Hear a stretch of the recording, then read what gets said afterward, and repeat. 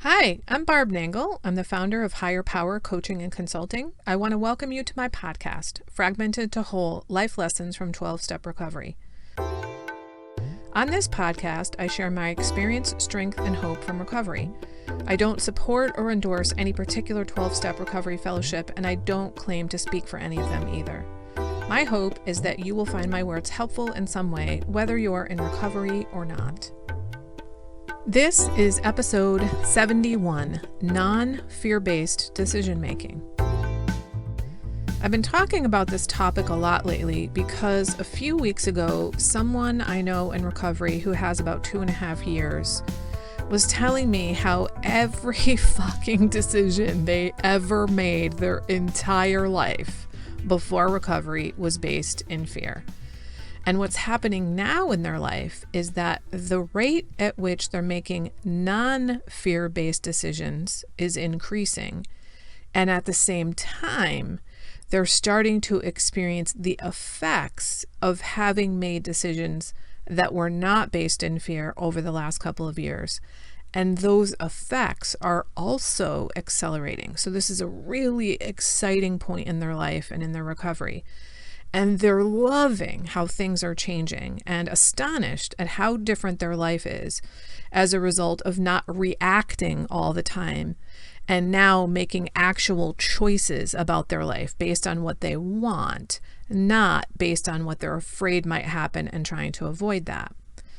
What I said to this person is that the way they described that really resonated with me, but I would never use those words to describe my experience. What I say is I was mired in fear before recovery. I didn't know that I was mired in fear until the fear was gone. And I can see now that, yeah, I was totally immersed in fear, and that much of that fear had to do with other people, and specifically that they wouldn't like me or they'd disapprove of me in some way. Thus, I was a codependent, people-pleasing kind of person, among other things. And it's been really amazing to move away from making decisions based entirely on fear, to actually think through, if I could have whatever I wanted, what would that be? Or if I could do whatever I wanted, what would that be? And it's been really fantastic to choose the life I want rather than being reactive and fear-based. I watched a video the other day that helped me understand this better. When we're making decisions based in fear, we're in fight or flight mode, which means we're in what I call our lizard brain, acting almost by instinct, except that it's not actually instinct. It's deep programming into our subconscious mind that has been programmed into us since we were little. When we get to the point where we're not making decisions based in fear anymore, that means we're making decisions using our frontal lobe, or what some people call the human part of our brain, which means we're able to actually use our intellect to make actual choices about how to live our life, to think through options. When I think about how this transition happened for me, it's hard to pinpoint any one particular thing that caused me to move away from fear-based decision making. It's all the parts of recovery together. Part of it, for sure, was cleaning up the wreckage of the past. And part of it is learning a whole new set of skills and tools. I now have an entire tool shed of tools with which to handle life that I didn't have before recovery. Just as a reminder, my 3 most important tools of recovery are 1, pausing, 2, reaching out, that could be either to another human or to my higher power, and 3, keeping the focus on me. I have podcast episodes on each one of those different tools. Those are episodes 8, 9, and 10 if you want to hear the details about each of them. But those 3 tools and many more are a large part of how I've become able to make decisions that are not based on fear. One thing to understand about how your brain works is that, as most of you probably know, your life is run primarily by your subconscious mind. And the thing about your subconscious mind is it only knows the past. Only things that have already happened exist in the subconscious mind. The future doesn't exist in your subconscious mind.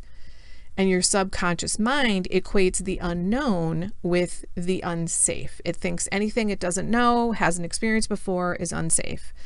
And it will do everything it can to avoid things it perceives as unsafe. So when you make a decision with your conscious mind to do something different, it feels scary to your subconscious mind. And your subconscious mind will actually sabotage you.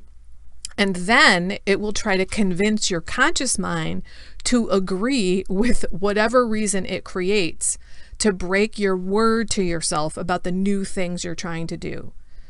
David Neagle talks about having to break through what he calls the terror barrier.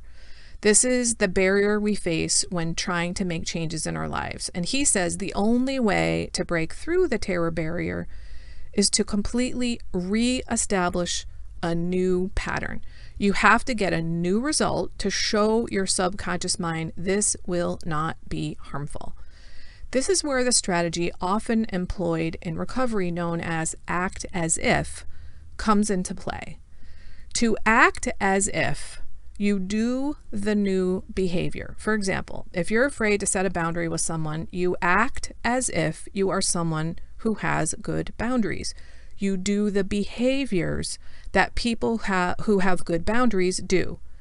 Once you act as if, you get a new experience that your subconscious mind logs as now familiar. That new behavior becomes easier the more you act as if. This is because your subconscious brain is now on board. It knows, I didn't die from that new thing. One of the things that I said many times after setting new boundaries and other new behaviors in recovery was, I didn't die.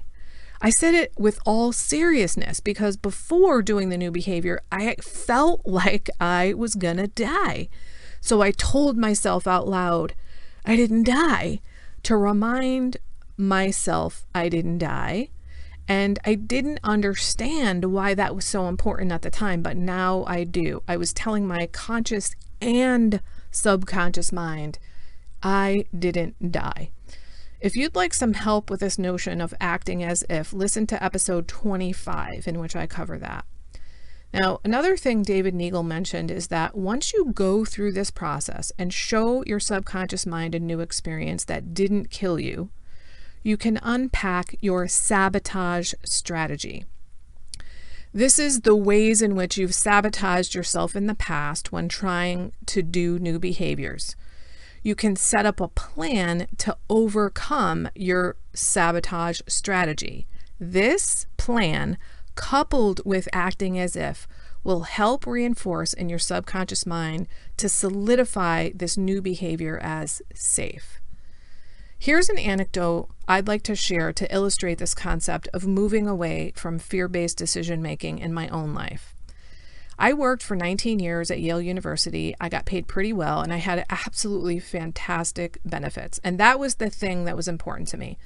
I wanted security, and I assumed that it came in the form of a good salary and benefits. I had that form of security for many years at Yale, but I didn't have whatever the feeling was that I thought I was going to get from having that security. Even though I had the financial security and the insurance coverage and the vacation time and the retirement fund that came along with the salary, I didn't have the feeling of security that I assumed those things would bring. To be honest, I didn't even really realize at the time that I didn't have that feeling of security. I can only see it now in looking back, and that's because I now have the security I was looking for then.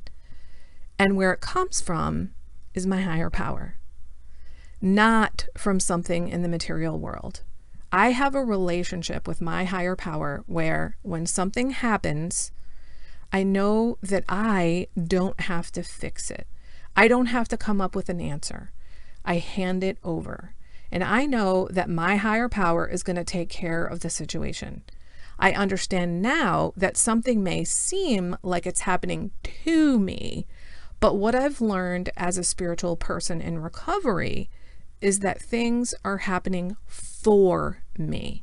It might not look like it in the moment, but when I look back over the course of my life and the things that have seemed the absolute worst, well, they've actually led to some of those amazing, incredible changes in my life.